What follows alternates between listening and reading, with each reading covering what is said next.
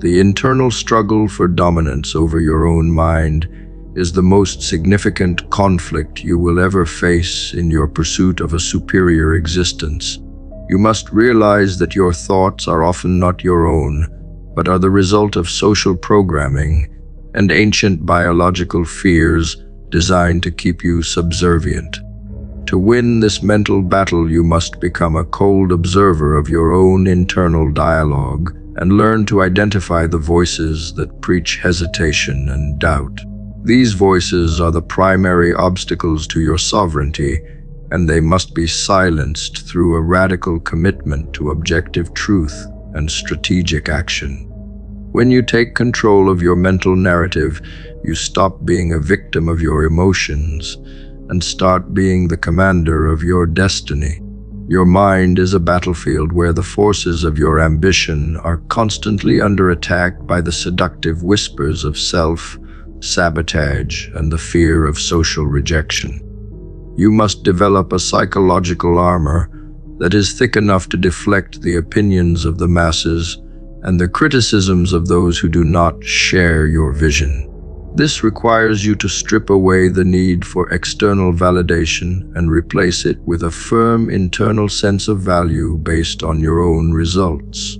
By mastering the art of mental detachment, you can look at every setback as a mere data point rather than a personal failure that defines your worth.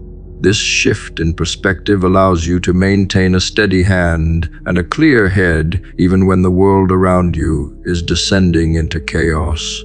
Most people lose the war within themselves before they even step out into the world to face their actual competitors and the market forces. They allow their minds to be hijacked by the artificial urgency of digital notifications and the hollow drama of people who have no skin in the game. You must protect your cognitive resources with a level of ferocity that borders on the sacred, because your focus is the primary currency of your success. This means setting strict boundaries for what you allow into your consciousness and refusing to engage with information that does not serve your ultimate growth. When you own your attention, you gain a massive advantage over the distracted millions who are merely reacting to the world instead of shaping it. The voices of your insecurities are simply outdated survival mechanisms that are trying to keep you within the boundaries of a safe and predictable environment. You must confront these mental demons by challenging the logic of their arguments and proving them wrong through the consistent application of your will. Every time you act in spite of your fear, you are rewriting the code of your nervous system and expanding the territory of what you believe is possible. This process of psychological expansion is the only way to grow your capacity to handle the immense pressure that comes with high-level leadership and influence. You are training your brain to see challenges as opportunities for dominance rather than as threats to your temporary comfort or your fragile ego.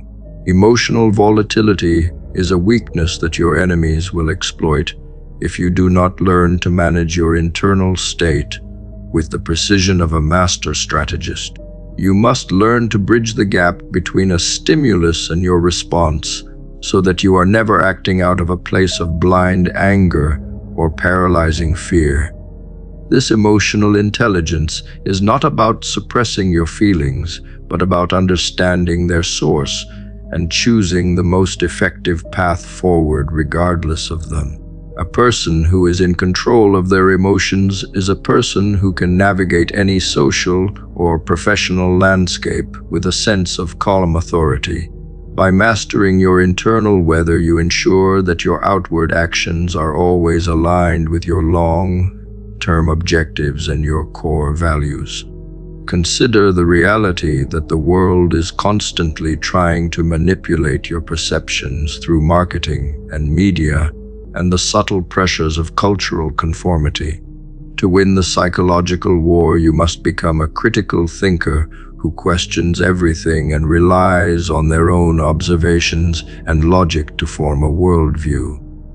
This intellectual independence is rare, and it is the primary trait that distinguishes the architects of the future from the laborers of the present. You must be willing to stand alone in your convictions and to follow a path that others might find confusing or even dangerous to their own sense of security. When you trust your own mind above all else, you become an unshakable force that cannot be easily swayed by the shifting winds of popular opinion. Your self-talk is the background music of your life, and it must be tuned to a frequency of absolute confidence and unrelenting drive for excellence. If you allow yourself to dwell on past mistakes or hypothetical future disasters, you are effectively sabotaging your own ability to perform in the present moment. You must learn to speak to yourself like a commander would speak to an elite soldier, with clarity and firmness and a total belief in the mission.